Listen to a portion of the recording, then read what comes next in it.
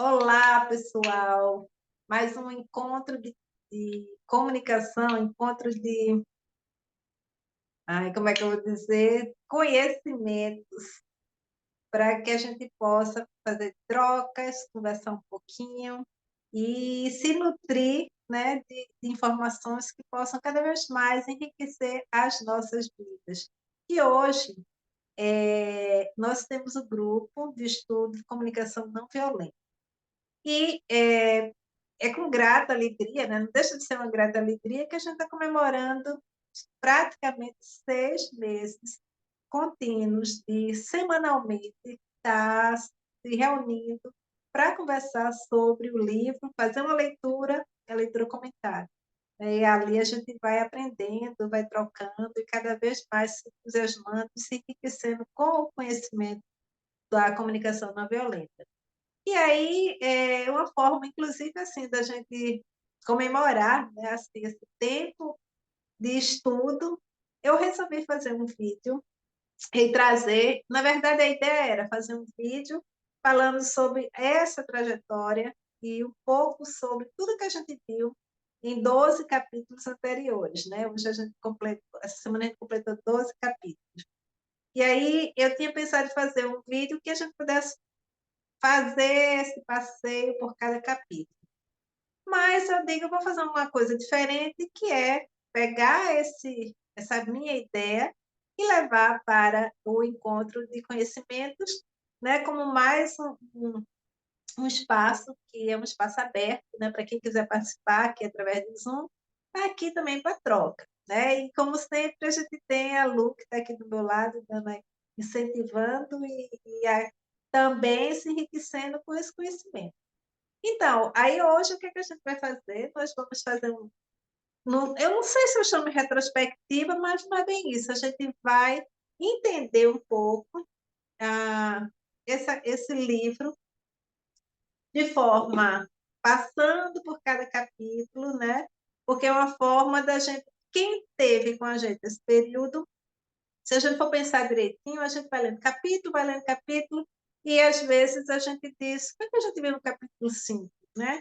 O que tinha lá no capítulo 7, né? E aí, quando a gente vai fazer agora, o que a gente vai fazer agora é caminhar por cada capítulo, né? E se nutrir um pouco daquilo que a gente viu, né? E para quem está vendo pela primeira vez, vai ter uma noção do que é a comunicação não violenta, né? Do que é essa comunicação empática e como isso pode ser transformador para você, para sua família, para o país, né? Para o mundo. E é uma forma de comunicação que a grande questão é como estamos nos comunicando, né? A gente de fato se comunica de forma correta? E se a gente se comunicasse de forma correta, será que a gente tinha tantos conflitos, né? Conflitos em casa, conflitos com os amigos, estaria vendo o mundo guerrilhando? Então, é um pouco sobre isso. E aí, o que eu vou trazer durante essa viagem, essa navegação que a gente vai fazer agora, eu também vou trazer para vocês essa reflexão, que a gente começa a refletir um pouco sobre como estamos nos comunicando. Então, vamos lá, vou botar aqui o óculos para poder ver aqui, abrir o compartilhamento. Vamos lá.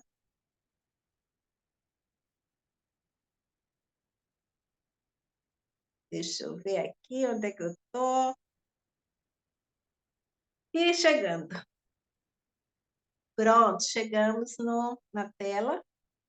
E hoje o tema é o que eu coloquei aqui, conhecendo o conteúdo do livro Comunicação Não Violenta.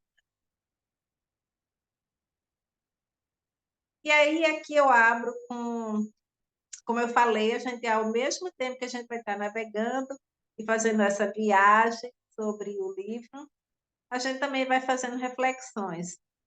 E aí eu começo com essas reflexões ela é uma frase, na verdade, eu puxei essa frase de uma música, e que tem muito a ver com o Marshall Rosenberg, né, o autor do livro, que é simplesmente essa pergunta: palavras são janelas ou muros? né? Então, fica aqui essa reflexão. E a gente sabe, inclusive, que as palavras tanto podem abrir portas, né? Como também pode ser barreiras. Barreiras no sentido de que da forma como a gente pode se expressar, a gente pode machucar alguém, a gente pode também engrandecer alguém, para levar alegria para alguém, mas também a gente pode machucar alguém, né? E muitas vezes a gente pode, inclusive, eu escutei uma pessoa falou uma coisa que eu achei muito interessante, e diz exatamente o que eu quero trazer aqui como representação. É como uma flecha, palavras são como flechas. E uma flecha dessa, se não for uma palavra amorosa, amiga, né? Que traga serenidade, compaixão, ela pode ser uma flecha que pode ferir. Então, essa reflexão de uma comunicação, quando a gente fala em comunicação não violenta, e o autor até coloca, houve um momento onde ele disse, eu gostaria de ter mudado o nome para comunicação compassiva, mas como foi dentro de um contexto onde existia um grande momento de violência, e a palavra comunicação não violenta fazia muito sentido, ele permaneceu com o título, com a comunicação não violenta, né? Mas com o sentido de uma comunicação que transforma. E aí a gente continua. A Ruth Beber-Meyer, eu vou trazer um trechinho que Ruth Beber-Meyer é uma pessoa que canta, muito citada pelo Márcio Rosenberg, e aqui é um trecho de uma música dela, e traduz um pouco aquilo que a gente vai estar vendo aqui. Nunca me sinto mais entregue do que quando recebes algo de mim, quando compreendes a alegria que sinto ao te dar algo. Então, a comunicação não violenta é sobre isso, né? Trazer a felicidade de você poder falar algo que possa transformar a vida daquela pessoa. Às vezes, uma simples palavra pode mudar tudo, né? Assim como também o silêncio pode mudar tudo. Às vezes, a pessoa precisa falar e ela não quer que você dê sugestões, ela só quer ser escutada, né?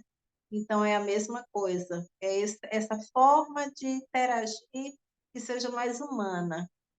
E aí eu achei muito bonito isso aqui da Ruth. Nunca me sinto mais entregue do que quando recebes algo de mim. E esse algo de mim não é um presente físico, e até pode ser, mas não é bem isso. É esse recebimento que vai até o coração do outro. É a flecha, como a gente vê aqueles cupidos, né? Que ele acerta no coração, né? E não a flecha que queima o corpo e traz feridas. Então, isso é a comunicação não violenta. E o capítulo 1, e aí a gente começou a trajetória do estudo do livro, né? E vimos no capítulo 1, o tema era entregar-se de coração, o autor falando exatamente disso que eu comecei a falar agora, né? A entregar-se do coração é viver de forma que a gente sabe que a cada dia a gente está transformando vidas, né? E de forma respeitosa. Como transformando? Basta ser amoroso, basta ser respeitoso com o outro, saber escutar o outro, tudo isso é muito importante, principalmente nos dias de hoje, que a gente, de alguma forma, começou a se afastar por conta da tecnologia, inclusive, né? Porque todo mundo com o roxinho no aparelho, na sensação de que está todo mundo ali junto, interagindo, mas, na verdade, a interação do olho a olho não, praticamente fica cortada, né? E aí, o entregar-se de coração, eu trago aqui um pouco do que ele capítulo representa. A comunicação não violenta nos orienta para reformular a maneira de nos expressarmos e ouvirmos o outro. Ficou um errinho aqui, mas a comunicação não violenta nos orienta para reformular a maneira de nos expressarmos e ouvirmos os outros. Somos levados a expressarmos com sinceridade e clareza, ao mesmo tempo que damos aos outros uma atenção respeitosa e empática. É sobre isso que a comunicação não violenta fala. E ainda no capítulo 1, a gente vai entender que a comunicação não violenta, ela trabalha com 4 pilares. Como se fosse uma mesa, imagine uma mesa que a mesa tem 4 pernas de sustentação, né? Que aí são os pilares da comunicação não violenta, que está dentro do processo da metodologia da CNV. E esses quatro componentes são componentes simples de trabalhar. E aí a gente vai ter o primeiro componente, observação, o segundo, sentimentos, o terceiro, necessidades e o quarto, pedidos. Que aí a gente vai ver que alguns outros capítulos vão trabalhar centrado em cada um desses aspectos. Sobre a comunicação não violenta, o primeiro capítulo também nos abre explicando o que é a comunicação não violenta, traz um pouco a fala do Marshall Rosenberg sobre o porquê que ele foi trabalhar com isso, e também nos mostra para como é que onde a gente pode aplicar a comunicação não violenta.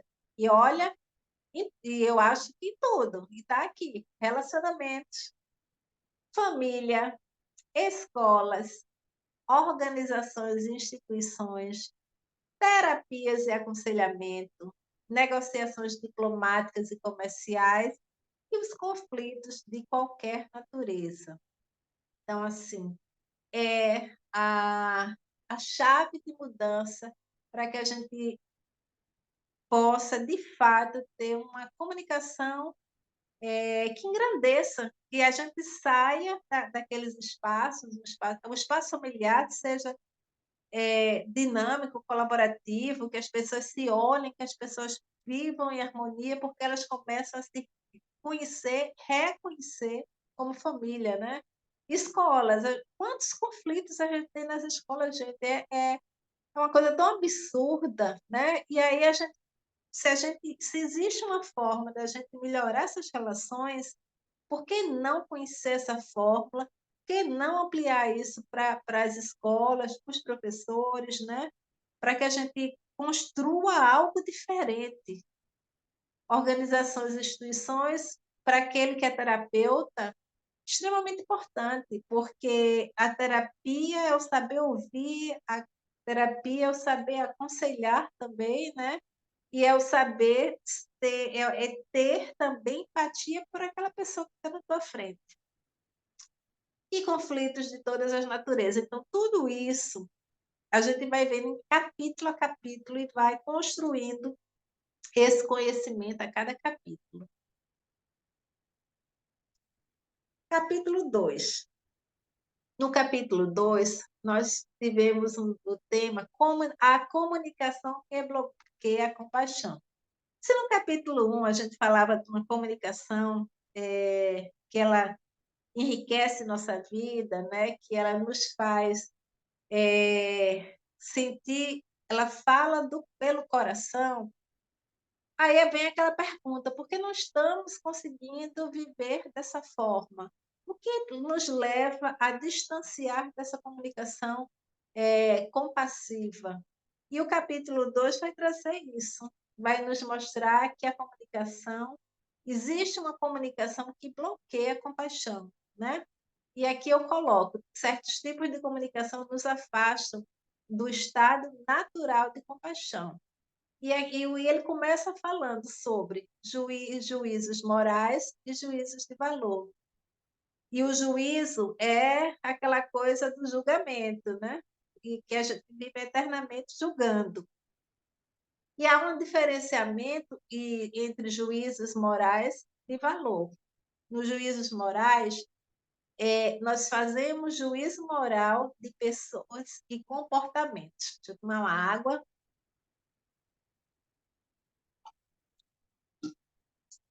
Vamos lá. Juízos morais, a gente sempre está fazendo um julgamento moral de pessoas e comportamentos dessas pessoas. E o juízo de valor se refere àquelas qualidades que admiramos na vida. Ou seja, existem coisas que a gente admira, e aí a gente, quando vê que a gente tem como valor na nossa vida, e isso para mim tem valor. E quando eu vejo algo que sai daquilo que eu criei e todo um grupo que eu faço parte, e a cultura que eu faço parte diz que o certo é assim, né? E quando a gente vê aquilo diferente, normalmente a gente julga. Então, aí a gente entra no juízo de valor. Na questão do valor moral, juízo moral, a gente vai estar puxando a questão que aí é mais complicado. A gente olha para algo que a gente não gosta em determinadas pessoas, seja comportamento, né? E aí a gente simplesmente julga pelo que a gente vê. A gente olha e julga. Não, essa pessoa me parece assim assado, né?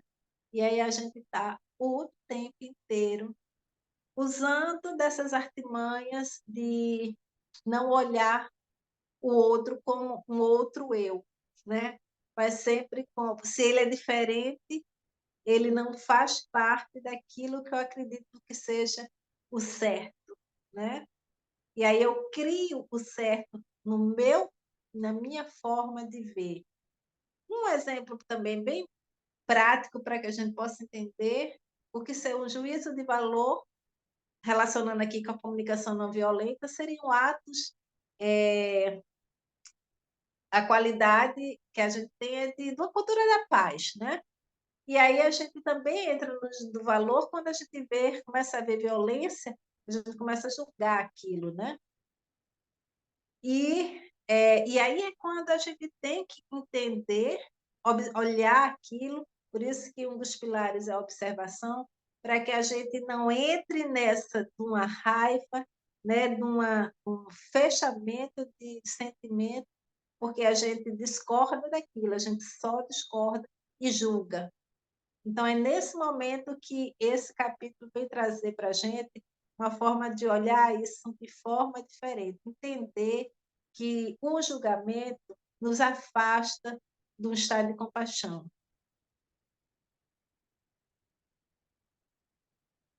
Além dos juízos morais e de valor, que foi o que a gente viu, que é o famoso julgamento, a gente tem outras formas de comunicação que também nos afastam do estado de compaixão, da empatia, né? Então, a gente tem a comparação. Quando a gente começa a fazer comparação, quando a gente começa a negação de responsabilidades, né?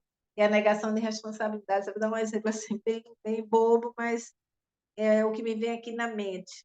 Vamos dizer que um lojista, uma pessoa trabalha numa sapataria, chega um cliente e vai e escolhe um sapato, e tem um funcionário novo que faz pouco tempo que está trabalhando lá, ainda meio sem entender muito bem como é que funciona o sistema, e aquele que atendeu o cliente disse para o outro, vai buscar o tal sapato, né?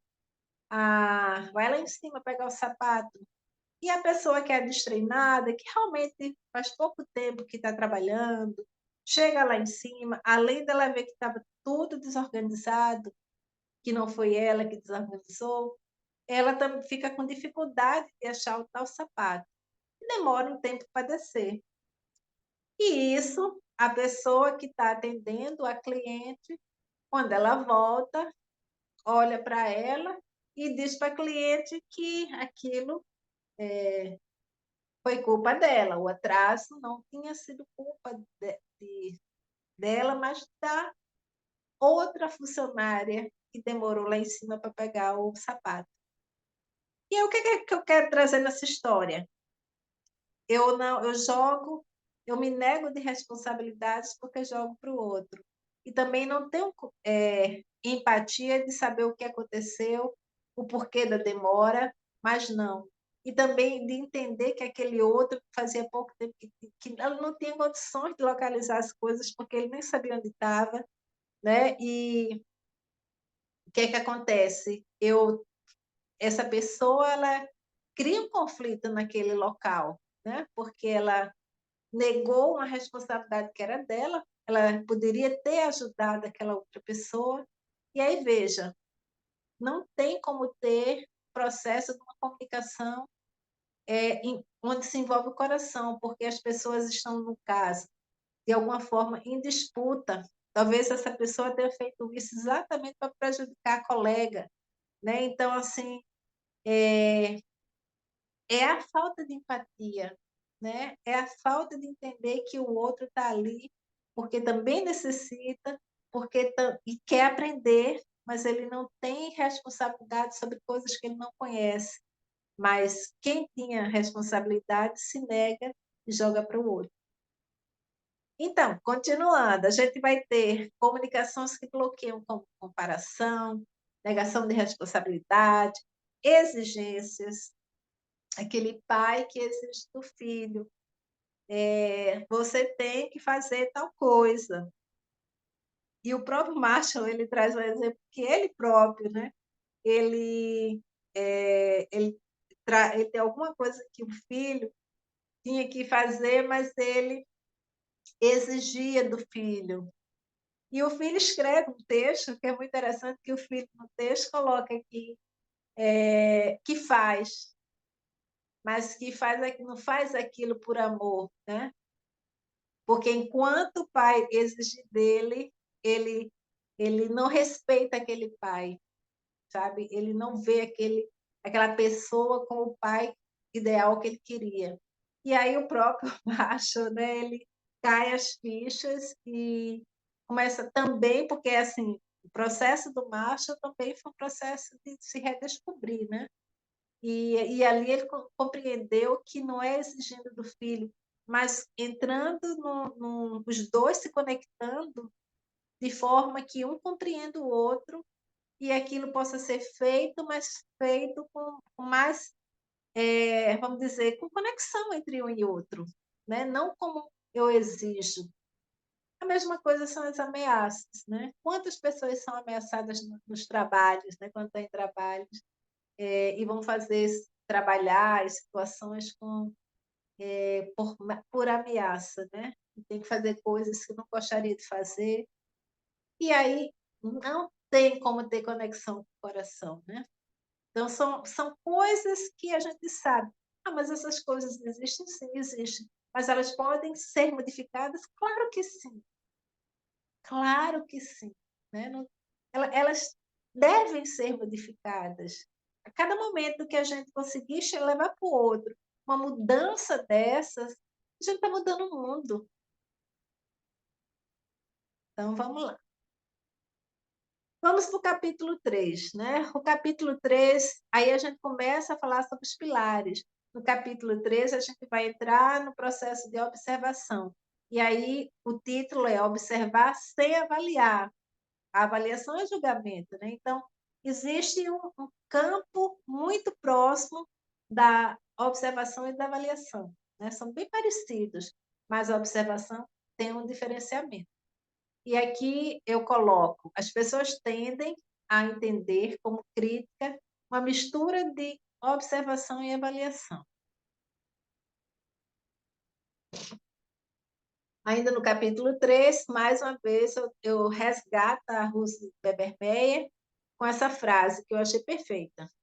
O que alguns chamam de preguiçoso, outros chamam de cansado ou tranquilo. O que alguns chamam de burrice, outros chamam de saber diferente.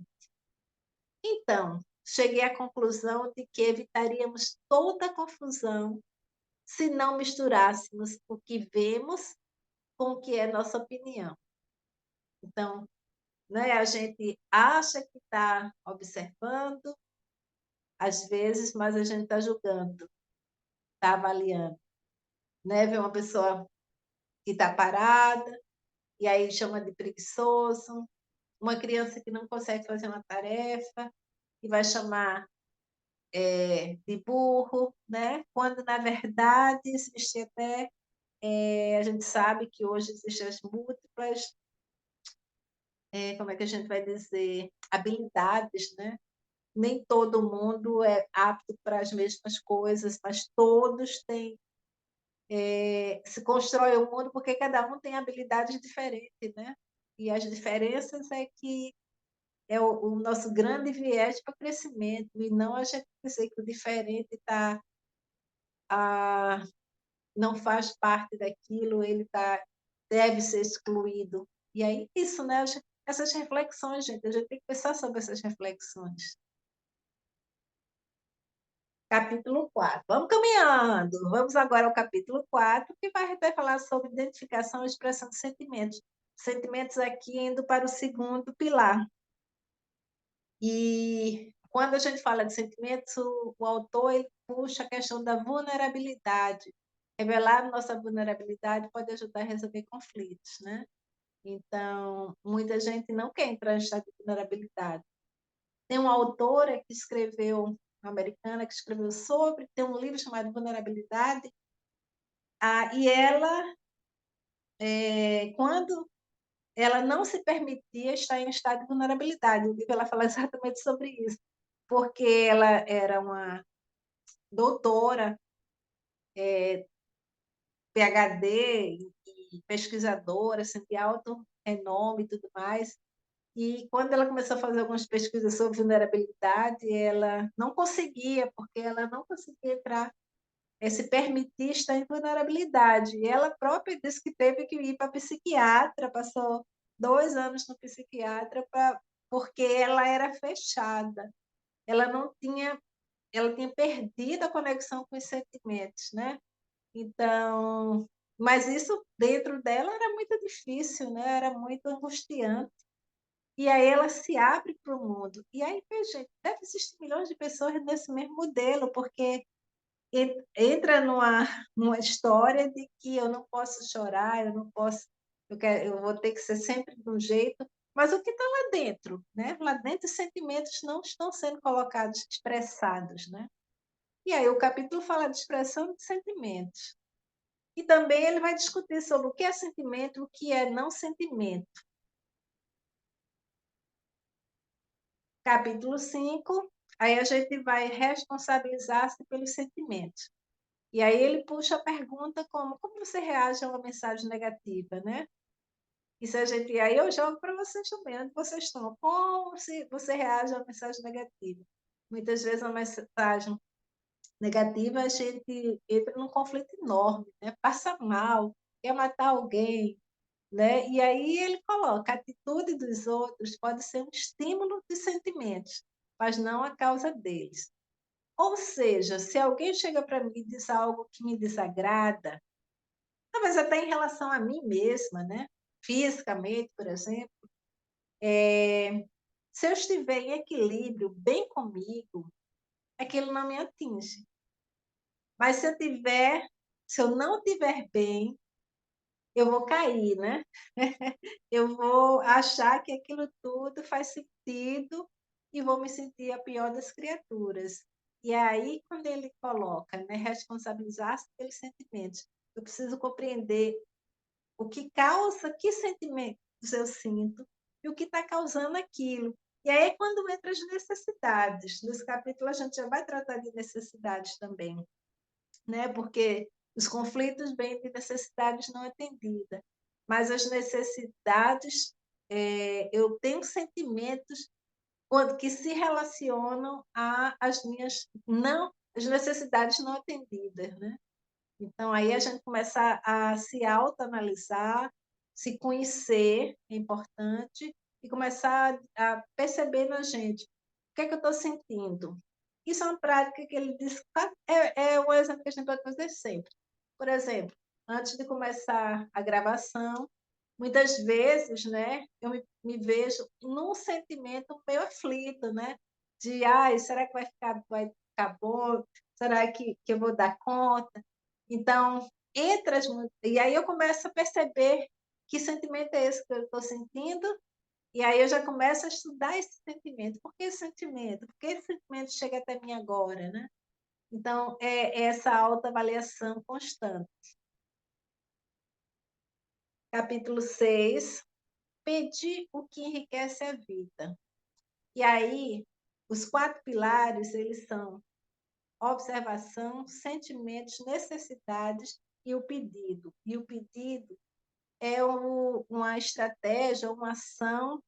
Por exemplo, eu observo algo, tenho um sentimento em relação àquilo, existem necessidades que estão latentes, e o pedido, se é algo relacionado a outra pessoa, eu preciso colocar os meus sentimentos para aquela pessoa e fazer um pedido de forma positiva e forma de ação para que a gente possa mudar aquilo, para que a gente possa fazer com que as coisas fluam de forma agradável para as duas pessoas, né? E aí aqui ele coloca, formular pedidos em linguagem de ação clara, positiva e concreta, revela o que realmente queremos. E me vê um exemplo, é bom às vezes a gente dar uns exemplos para vocês entenderem um pouco. Vamos dizer que numa sala,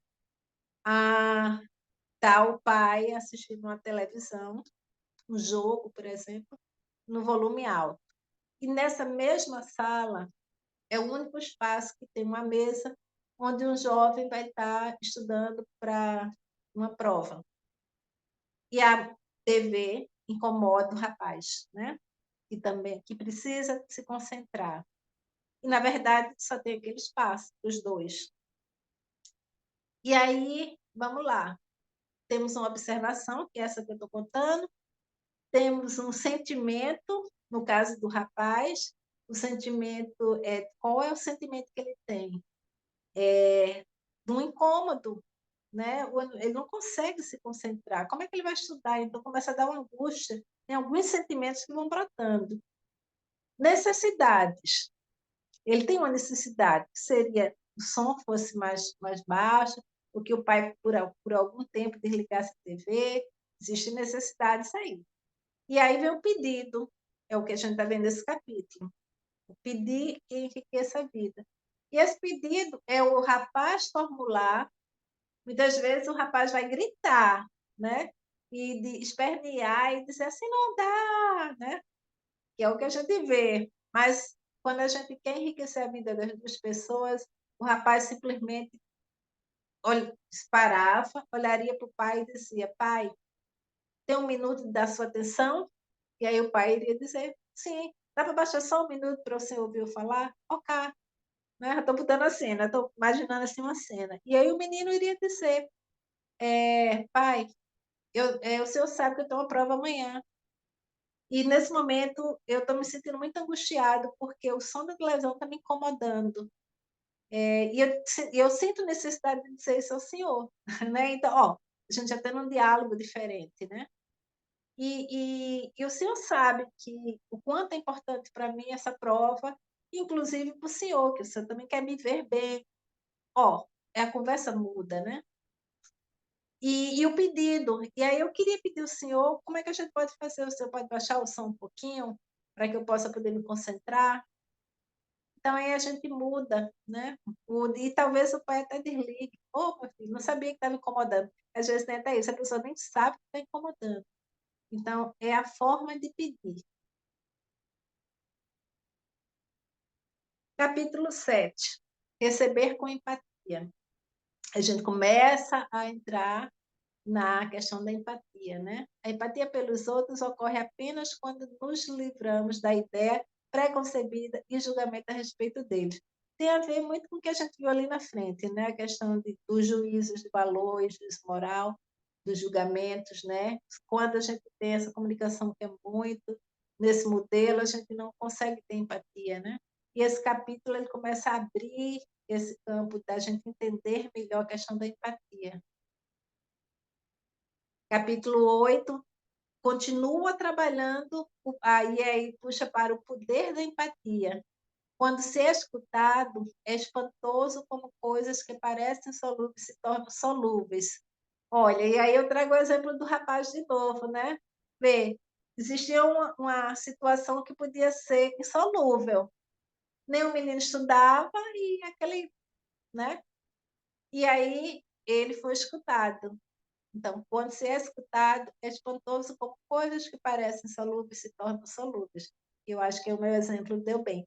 Mas lembrando que o capítulo vai conversar com a gente, vai trazer exemplo, vai trazer exercícios, né, para a gente conhecer essa questão da empatia. E aí eu trago uma dica do capítulo 8, ainda sobre o poder da empatia. Eu achei que essa dica já serve para a vida da gente. Mostre empatia em vez de dizer mais a uma pessoa com raiva. Seguinte, muitas vezes a pessoa está com raiva, né? Expressa alguma coisa de raiva e normalmente a gente vai entrar em conflito e vai dizer, mas fulano.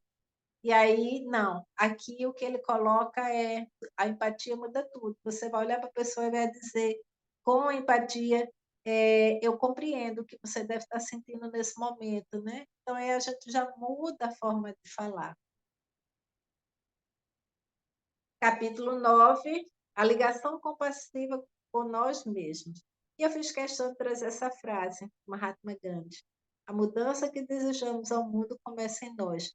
Esse é o capítulo onde não adianta eu ter todo o conhecimento de uma metodologia se eu não aplicar na minha vida e em mim mesmo. Então, eu começo com autocompaixão, com autoempatia por mim mesmo.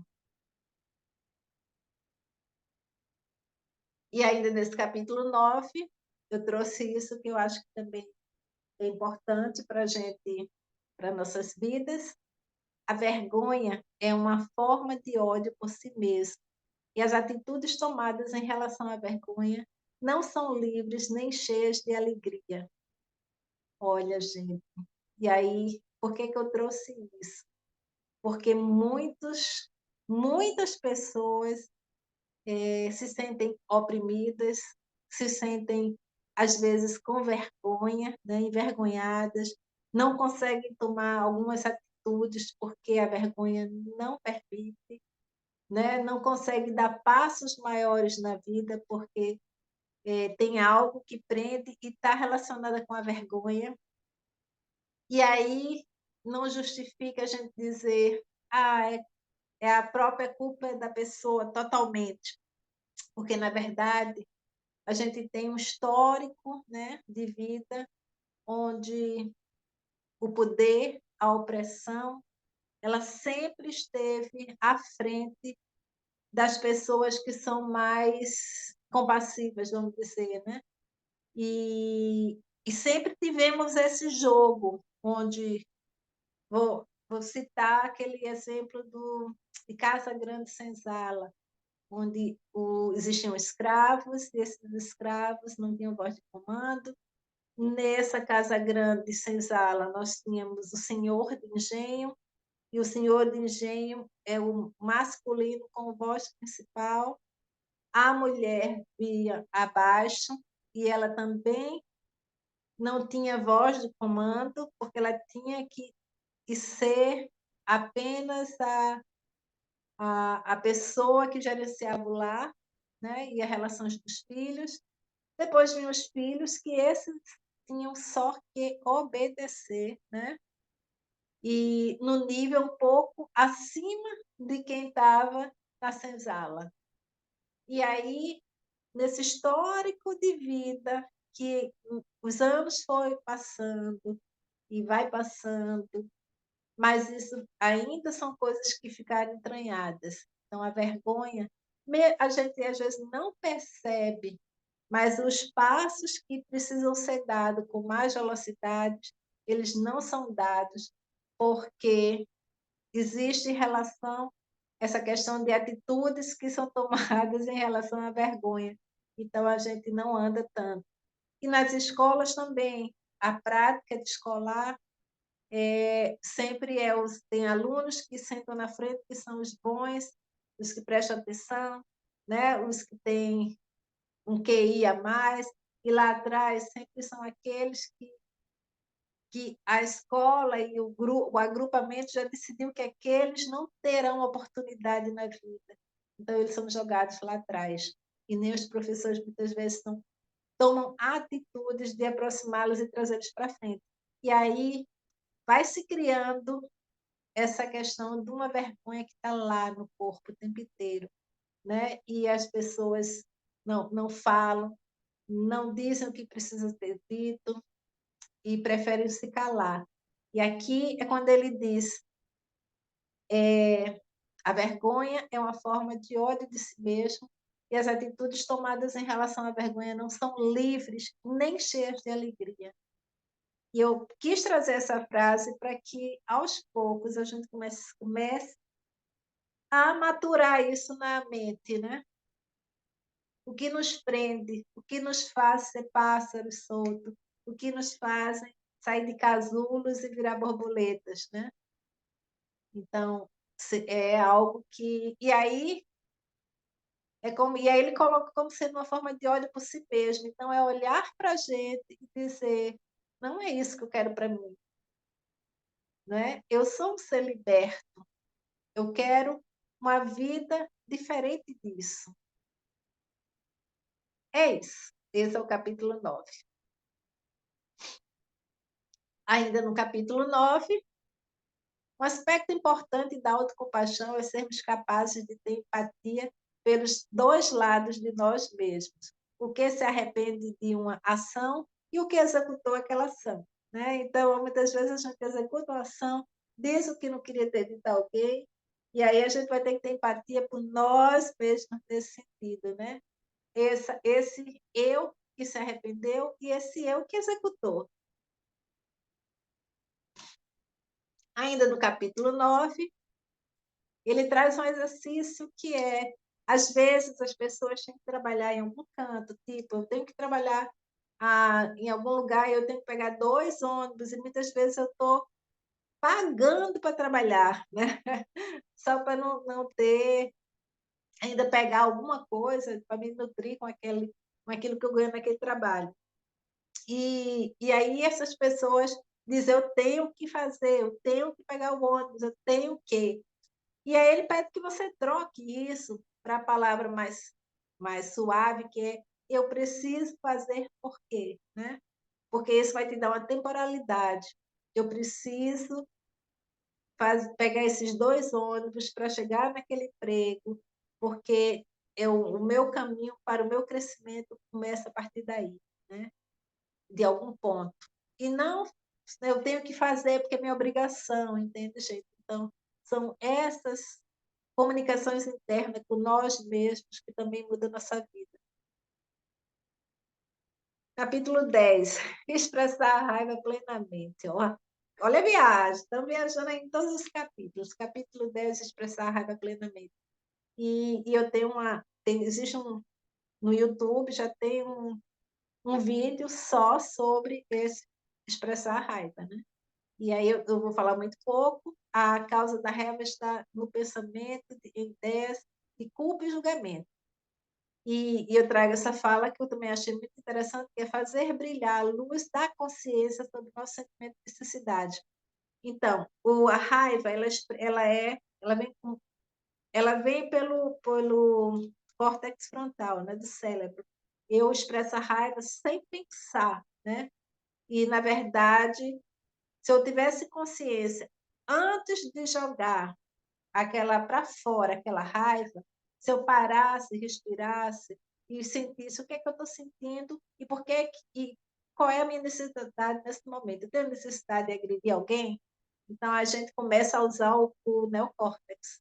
A gente já muda a frequência e a consciência, né, do cerebral nosso.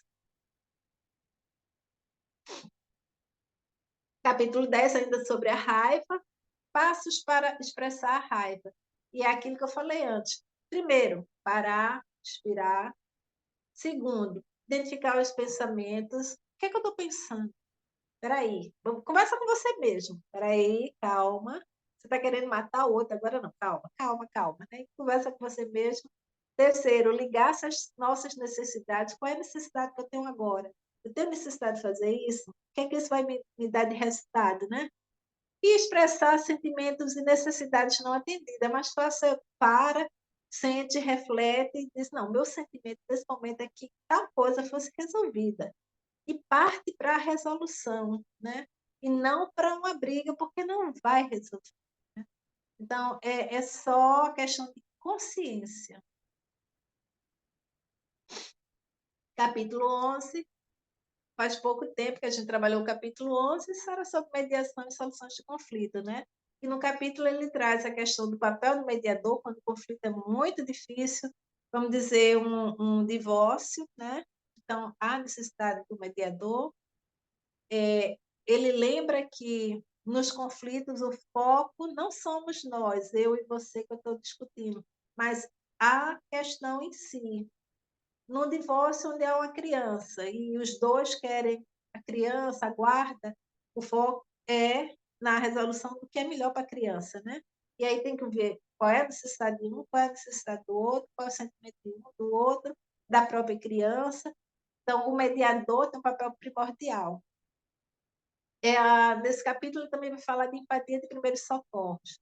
A empatia de primeiros socorros é quando um desses membros que a gente vai estar, vamos dizer, que está em conflito, ele é arredio e ele não ouve, ele não quer ouvir o que o outro está falando. Então, a forma de ser a empatia de primeiros socorros, ela puxa o seguinte: você vai virar para essa pessoa e vai tentar entendê-la, vai puxar esse campo de dizer, eu te compreendo. Ó, quando a gente usa isso, fulano, eu te compreendo, ele vai baixar a guarda, porque ele vai sentir que está sendo compreendido, né? E aí ele começa até a baixar o tom. E aí ele coloca também, mantenha a conversa no presente. O que é manter a conversa no presente? Se é uma briga entre marido e mulher que estão se separando, tem alguns momentos que a conversa vai lá para o passado. Ah, porque ela era assim, porque ele era assado. A gente brigava, ah, viu o que você fez ali? Aí o mediador vai chegar e diz, espera aí, o que, é que a gente tá aqui para quê? Para decidir o que vai acontecer daqui para frente, né? Então, tem que manter a conversa no presente. Não interessa o que foi antes, porque o que foi antes vai gerar conflito de novo. Então, aí é manter a conversa no presente. E o capítulo 12 foi o último capítulo que nós trabalhamos, e aí lembrando que não terminou o livro ainda tem outros capítulos, mas eu quis trazer esse histórico para a gente rever e entender o que é a comunicação não violenta. No capítulo 12, o título é o uso de força para proteger. Acontece que, às vezes, o conflito chega um momento onde não há como mediar, né? Porque, às vezes, até a pessoa está sofrendo ameaça. Muitas mulheres sofrem ameaças, né? Então, de vida e tudo mais. Então, aí tem que usar uma força protetora. Aí já passa para outro âmbito, né? E aí o Marshall traz uma coisa que é importante. Ele diz, não é uma força punitiva, é uma força protetora. A força punitiva, ela vai para o campo do castigo, que ele diz que entra no campo da violência. O que ele fala é uma força protetora, que aí é um outro campo, tá? Então, e aí isso está tudo descrito no capítulo.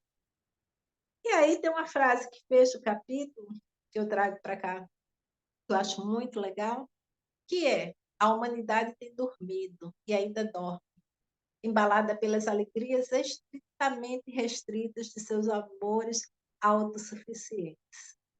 A humanidade tem dormido. E ainda dorme, né? Ou seja, a gente tem tanta riqueza de conhecimento, de oportunidade, de mudança, de fazer nossas vidas mais felizes, né? E muitos de nós, né, eu já não vou me colocar tanto porque eu estou nesse processo de mudança, mas aqueles que ainda não entraram em processo de mudança, eles continuam dormindo, né? E se embalam nas festas de final de semana, nas bebidas, só que eu já vou dar um exemplo assim do chefe, né? O chefão que vai no fim de semana vai estar nas noitadas, embalado pelas músicas, pela alegria. E quando chega a segunda, ele já está novamente com já não é mais o mesmo, né? É o cara raivoso, que, na verdade, ele tentou se esconder numa falsa alegria, porque ele não sabe o que é essa coisa do coração, né? De viver a vida de forma amorosa, né? De viver a vida, de contemplar a vida. E é sobre isso, gente, é sobre esse processo que a gente tem que se permitir trabalhar, conhecer e entender que existe uma forma de comunicação que é mais leve, que nos leva para um nível a mais, ou seja, que a gente chama oitava, né? A gente muda. E aí eu fecho mais uma vez em estado de gratidão, né? Quem vai estar assistindo, espero que goste do conteúdo. E aqui é um pouco do que é a comunicação não violenta. E aí eu trago mais uma vez, eu sou Sandra Luz, educadora, terapeuta sistêmica e vibracional, e atualmente, nessa busca para enriquecer minha vida, me conectei com os ensinamentos de Marshall Rosenberg e a metodologia de comunicação não violenta. E acredito numa vida mais feliz para todos e todas. E aqui eu vou tirar, interromper a e espero que quem vai assistir depois, né? Aqui quem está comigo é a Lu. Espero que Lu tenha gostado. Lu está desde o começo com a gente, está estudando, fazendo a leitura junto com a gente durante os 6 meses. Lu, e aí, o que, é que você achou? Dê aí um feedback.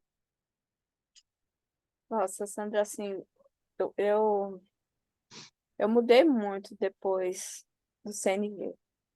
Eu aprendi a me calar, a ouvir, a não julgar. É assim, é assim, é muito enriquecedor, né? A gente vai, para muitos é apenas um livro, mas é a transformação de uma vida, né?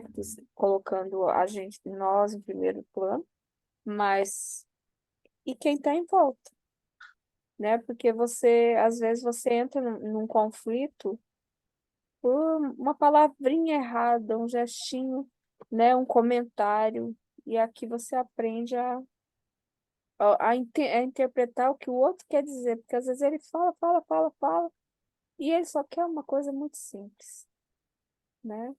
E eu tô aprendendo isso. É assim, e como o tempo passou, né? Eu tava aqui e falei, gente, mas tudo isso já. Muito conteúdo, viu, Lu? Foram 6 meses de estudo, e a gente está terminando, né? A gente ainda tem conteúdo aí, mas feito da forma correta, né? Porque não adianta pegar um livro e fazer de conta que abriu e, né? E explorar assim rapidamente, ler uma coisa de outra e dizer que leu, né? E por isso que a leitura comentada, né? Essa leitura em grupo, ela traz essa dinâmica, porque realmente é um livro, né? Que que abre esse campo, né, de conhecimento, né? É o ensinamento do Cristo, está ali também, né? Porque quando eles falam em não julgamento, está na Bíblia, né? Os 10 mandamentos, um deles é não julgar, né? Quando ele fala em olhar o outro como sendo o outro você, né? Amar a Deus, né? E amar ao próximo como a si mesmo. Então, está tudo ali, né? Então, está dentro dos preceitos, né? Das leis universais, está tudo certo. E aí nós humanos é que muitas vezes não, a gente começou a ter um ensinamento que era contrário a tudo isso, né? Esse foi é o grande ponto e é o ponto da virada. A gente entender coisas, a gente muda. Porque quando a gente está vendo agora a sociedade se engalfinhando o tempo inteiro por bobagem, né? Porque a pandemia também trouxe isso, as pessoas tiveram que se juntar, o isolamento fez com que pessoas se juntassem mais. A gente viu muito caso de marido e mulher, né, tem situações de brigas enormes, porque, na verdade, aquele marido passava todo o tempo trabalhando. Então, no dia que teve que ficar dentro de uma casa, os dois se olhando e se conhecendo, não sabiam se conhecer, né? Desaprenderam, porque ali começou a ter só conflitos, né? E aí é um ensinamento que tem que ser dado em escola, tem que ser levado, né, ampliado para tudo que é para as empresas, né? Porque tem tanto funcionário infeliz. E eu digo isso porque eu conheço exemplos de pessoas que estão trabalhando, mas são extremamente felizes no que estão fazendo, né? E, e aí, veja, a comunicação ela vai te dando formas de você fazer com que aquilo seja mais suave para você, né? Porque a vida tem que ter os pontos onde a gente se permita viver com mais alegria, né? E se permita, não, você não tem que estar em conflito o tempo inteiro. Então, eu acho isso muito legal do livro, né? Muito legal esse despertar. E é bem isso. Quer falar mais alguma coisa, Lu, para a gente encerrar essa parte dessa apresentação? Só agradecer essa oportunidade de crescimento, de transformação, tá? Porque a sua dedicação, né, e o seu tempo para a minha vida foi assim a transformação, né? Porque é tão interessante, às vezes, eu estou conversando com alguém, estou assim, a gente presta mais atenção no outro, que é uma coisa que a gente não está mais fazendo, né? E o CNV trouxe isso para a minha vida, né? Prestar mais atenção, nos sentimentos do outro, nas palavras, e também no que eu vou falar. Eu também não quero ferir. É muito. Tem que só agradecer a você por ter assim, a- abrido, né? E explanado esse livro tão maravilhoso que você foi colocando de conta-gotas, né? Porque se colocar tudo de uma vez, também a gente não pega, Pois né? E é. de pouquinho, só agradecer, Sandra. Muito obrigada. Não, e a gente tem que entender, né, que o conteúdo é muito rico, é muita informação. Você viu o que eu fiz agora, eu não sei nem quanto tempo eu levei aqui de explanação, mas eu fui só costurando um capítulo no outro para a gente entender o que cada capítulo fala, né? Mas cada capítulo desse ele tem um quantitativo de outras informações extremamente importantes e ricas, né? Porque e aí tem outros olhares, por isso que às vezes no coletivo, uma leitura coletiva é importante, porque as pessoas também vão encontrando outros olhares que eu posso não estar vendo e outros já veem de outro jeito, né? E aí a gente vai enriquecendo, por isso que é importante esse, essa leitura feita em grupo, né? Muito importante. É isso.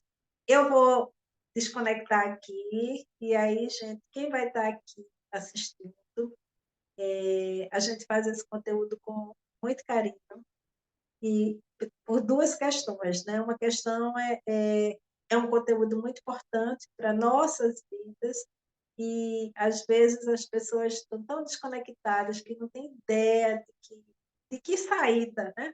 Qual é a saída quando as coisas parecem ser só guerras, né? Existe alguma saída?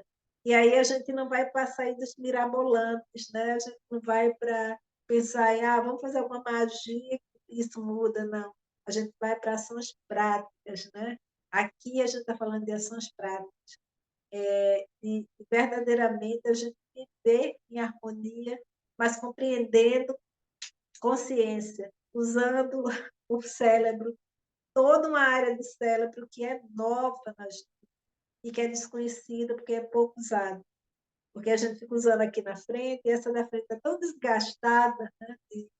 Porque foi a que recebeu todas aquelas informações lá do passado, e a parte catalítica está nova, ela está pronta para ser usada, né? Com todos os conectores das sinapses. Então, É muito importante que a gente se abra para coisas novas, é muito importante que a gente se abra para conhecimento, não se feche, porque se a gente se fecha, a gente vai viver na conchinha, né? Não consegue sair da concha, então, porque não vê nada de forma que possa sair. É isso, gente, eu encerro aqui, muita gratidão, e sempre a gente vai estar trazendo conteúdos novos, essa é a nossa ideia, então fique ligado que tem mais conteúdo aí para acontecer. Gratidão. Se você gostou do conteúdo, se está gostando, você que está assistindo depois, clica aqui no canal, dá uma força a gente para que a gente possa enriquecer mais vidas, né? Trazendo conteúdos que sejam bons para todo mundo. Gratidão.